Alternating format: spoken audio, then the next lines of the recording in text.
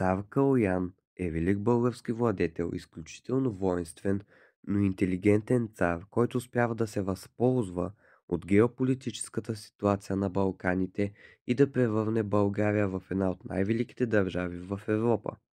Днес в това видео ще ви разкажа за войните на цар Калоян срещу латините и как българският цар успява да победи уж непобедимите кръстоносци, но и да погуби техният император.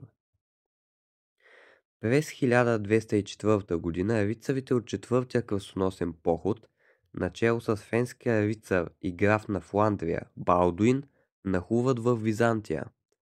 Калоян им предлага своята помощ, но те я отхвърлят. На 12 април 1204 година западните рицари превземат Константинопол и обявяват създаването на Латинската империя. Те отново отхвърлят предложената от цар Калоян подкрепа. Неочаквано ромейската аристокрация в Тракия се обръща за помощ именно към Калоян. Ромейците се заклеват да го приемат за свой владетел, ако им помогне да се избавят от властта на рицарите. Въстанието на ромейската аристокрация избухва в началото на 1205 година. Латинският император Балдуин тръгва на поход, за да накаже непокорните градове в Тракия, с всички войски, които има на разположение. Когато стига до Адрианопол на 29 март 1205 година, той вижда над крепостните стени да се вее знамето на цар Калоян. Рицарите обсаждат града, като се опитват да подкопаят крепостните стени. През това време те биват подложени на непрекъснати нападения от българската конница. На 14 април 1205 година се провежда битката при Ондрин, една от най-великите и значими битки в българската история, в която цар Калоян напълно разгромява кръстоносците. Битката започва с вихрена атака на куманите, които веднага след това демонстрират бягство, за да подмамят армията на рицарите. Част от кръстоносците се втурва да ги преследва, увличайки дори след себе си, включително император Балдуин. Така куманите ги отвеждат до мястото, където в засада чака основната част от българската армия.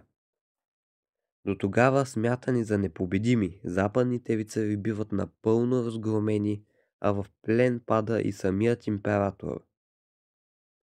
Той е отведен в Търново, където остава пленник в тъй наречената Балдуинова кула, в Царевец, до края на дните си, когато е хвърлен от лобната скала в пропастта от българския цар. След битката, армията на Калоян започва да напада латинските владения на широк фронт. В опит да избяга от наближаващите български войски, умира и вдъхновителят на четвъртия кръстоносен поход венецианския дож Енрико. Впоследствие при засада в източните Родопи е убит и кралят на Солунското кралство. Рицарите претърпяват още едно тежко поражение в битката при Русион през 1206 година. При опитите за контратака на брата на император Балдуин, Хенрих Фландърски, латинците успяват да навлязат в източните Родопи и да опожарят селища в северна Тракия, но това не променя военното статукво.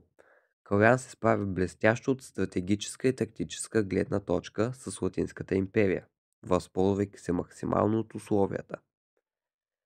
Военната кампания на България през 1205 година приключва с героичното влизане на Калоян в Пловдив. В хода на военните действия обаче ромейската провинциална аристокрация се отмята от съюза си с Калоян и преминава на страната на латинците, поради което българският цар започва война на изтребление в Тракия. В резултат на това Пловдив е разрушен и са извършени погроми над ромейското население в региона. Обсаждани са последователно Адрианопол, Димотика, два пъти Солун, превзете Сяр, като се предполага, че Калоян използва за своя база източните Родопи и рядко се оттегля северно от Стара планина. През 1207 година цар Калоян отново се отправя с голяма армия към Солун и обсажда града. В хода на обсадата обаче царят умира. Въпреки смъртта си, Калоян показва на света на какво са способни българите. Кръстоносците са били непобедими преди да бъдат унищожени от българските войни. Цяла Европа е била изумена, когато българите унищожават латинските войски и пленяват императорът им. Калоян показва на Европа какво се случва с всеки нашественик, дошъл да разграбва и да създава свои държави върху българската земя. Кръстоносците, виждайки българската смелост и безстрашие, създават легендите, че българите не са хора, а демони, които не могат да умрат. Войната срещу латините е само една част от успешното управление на този велик българин. Калоян печели войните срещу ромеи, латини и унгарци. В края на управлението му България е една от най-великите и уважавани държави в цяла Европа.